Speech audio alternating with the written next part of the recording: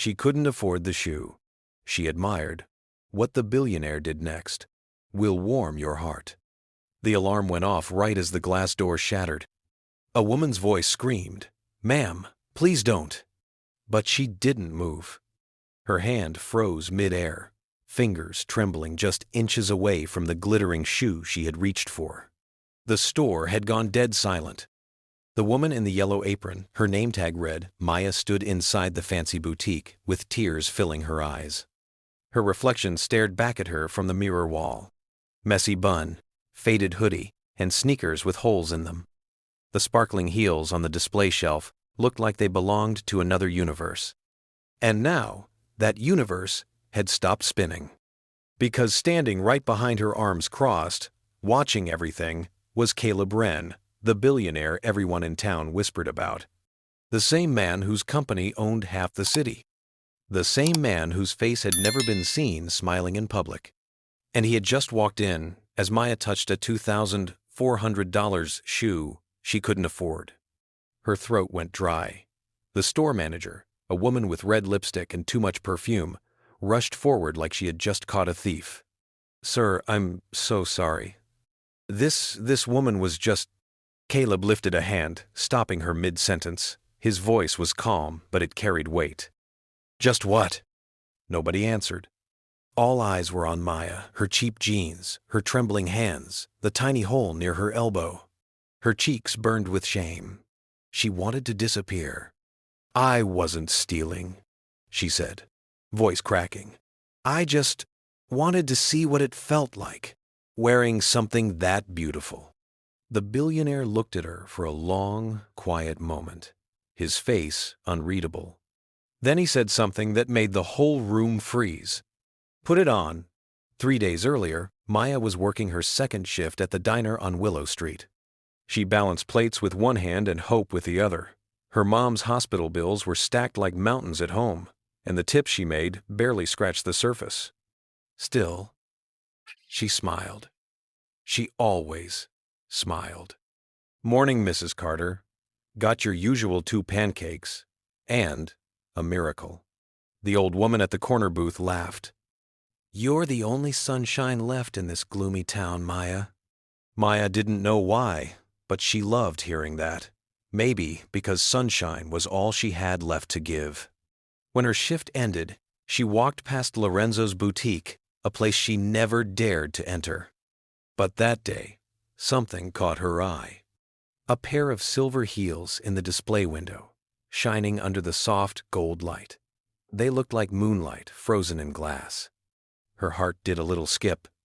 Her best friend, Ellie, was getting married in 2 weeks, and Maya had promised to stand by her side as maid of honor. She already had a second-hand dress from a thrift store, but those shoes would make her feel like she belonged. But when she stepped inside the store, everything changed. The air smelled like money and perfume. A clerk eyed her up and down, her smile polite but tight. "Can I help you, miss?" Maya's voice was barely a whisper. "Just looking." She reached toward the shelf, slowly, gently, like touching a dream she didn't deserve. And that's when the door chimed, and in walked Caleb Wren. Nobody knew why he came there. Billionaires didn't walk into shoe stores on random afternoons.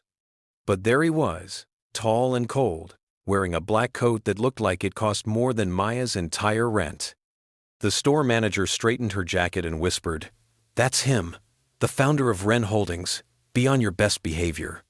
Maya froze. She wanted to walk out. Her heart pounded as she realized she had touched something worth more than 3 months of wages. But before she could move, her sleeve brushed the shelf, and the glass display cracked. The sound echoed like thunder. Everyone gasped. The shoe wobbled, nearly falling. Maya caught it just in time, her hands shaking. The clerk ran over. "Ma'am, you can't handle that merchandise. If it breaks—" "I'm sorry," Maya blurted. "I wasn't. I didn't mean to." That's when Caleb Wren's deep voice cut through the air. Let her speak. He stepped closer, his eyes scanning her face like he was searching for something. And in that split second, she thought she saw kindness. Or maybe she imagined it. The clerk stammered. Mr. Wren, sir. She doesn't belong here. She can't afford anything in this section.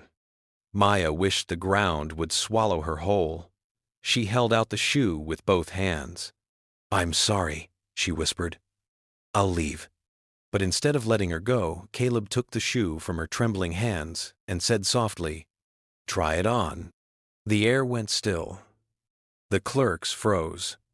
Even the security guard blinked like he'd misheard. Maya's eyes widened. What? Caleb nodded. You admired it. Try it on. She hesitated, glancing around. Sir, I can't afford it. His expression didn't change. I didn't ask if you could afford it. Everyone watched as Maya slowly slipped off her torn sneaker. Her sock had a tiny hole at the toe, and she curled her foot to hide it. She held the silver heel with both hands, light as air, cold as truth, and gently slid her foot in. It fit perfectly.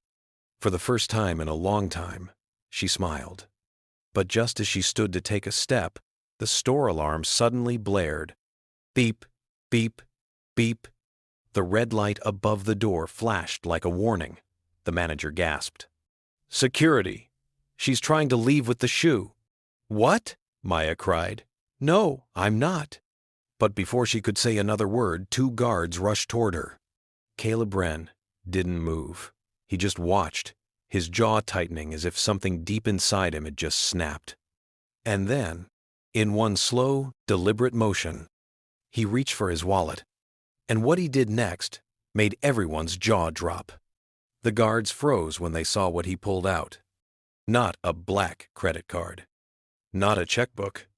A small, worn photo tucked between the bills in his wallet. Caleb Wren looked at it for a moment, his expression softening in a way nobody in that store had ever seen.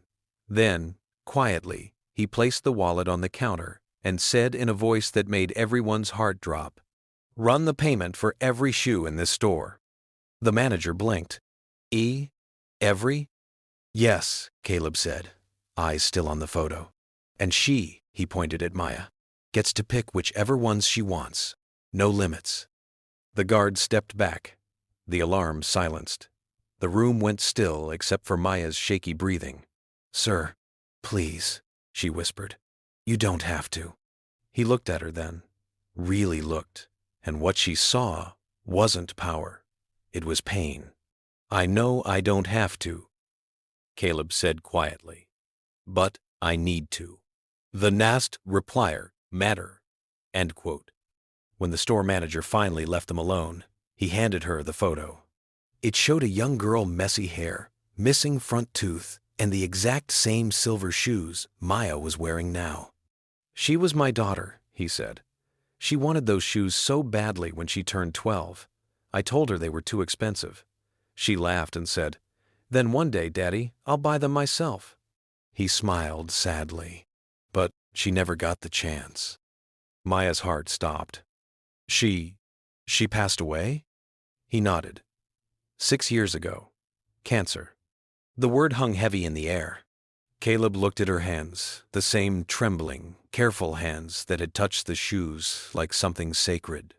When I saw you looking at that display, he continued, voice cracking, you looked just like her. The same wonder in your eyes. The same innocence. I thought I'd lost forever. He took a slow breath, eyes misting. I came here today because it's her birthday. I wasn't planning to buy anything. I just needed to remember her. Maya's lips trembled. She didn't know what to say. Her own mother was still in the hospital, fighting to stay alive. She knew what pain looked like, and she saw it in him. Please, sir, Maya said softly. You don't have to buy me anything. You've already done enough. Caleb smiled faintly. Maybe. But this isn't just for you. He pulled out his phone, made a call, and said, Yes, I want every unsold shoe sent to Street Grace Orphanage. New pairs for every girl there. And tell them it's from Lily. Maya frowned. Lily? He nodded. That was her name. Maya blinked back tears. She'd be proud of you. He gave a small laugh. I don't know about that, but for the first time in a long time, I think she'd smile. Then he turned back to Maya and said, You said you can't afford these shoes, but I think you already paid for them with your kindness. Maya looked confused. Kindness? He nodded. 3 months ago, my driver fainted at a diner on Willow Street. Someone stayed with him until the ambulance came. They said she gave up her break, paid for his meal, and waited outside in the rain so he wouldn't be alone. Her eyes widened. That was your driver? He smiled. It was you, wasn't it? 2. She nodded slowly, covering her mouth. I didn't know. Of course you didn't, he said. And you didn't ask for anything in return. That's what made me remember you. Caleb turned to the stunned clerks and said, Kindness isn't weakness. Remember that. Then he placed the silver shoebox in Maya's hands. These are yours, not because you couldn't afford them, but because you deserve them. Tears rolled down her cheeks. She hugged the box close, whispering, Thank you. He nodded. Don't thank me. Thank whoever taught you to care for strangers. She smiled through tears. That would be my mom. And that's when something unexpected happened. Caleb said softly, Tell her her hospital bill is already taken care of. Maya's eyes went wide. What do you mean? I mean, he said with a gentle smile, I just made a call. The store went silent again. Only this time, nobody gasped. Nobody whispered. They just watched as Maya fell to her knees, crying, smiling, shaking all at once. The billionaire reached down, helped her stand, and said the words that broke every heart in that boutique. Sometimes, the best investments aren't in buildings or companies. They're in people who still believe in good. That day, Maya walked out of the store not just wearing silver heels, but carrying a story the whole town would never forget. And Caleb Wren? For the first time in years, he smiled. Because he finally realized his daughter's kindness hadn't died with her. It had just found a new home. Moral lesson of this story. One act of kindness can echo through lives you never imagined. If you believe in the power of kindness, share this story to remind the world compassion never goes out of style. And don't forget to subscribe and turn on the notifications bell so that you won't miss any of our latest stories.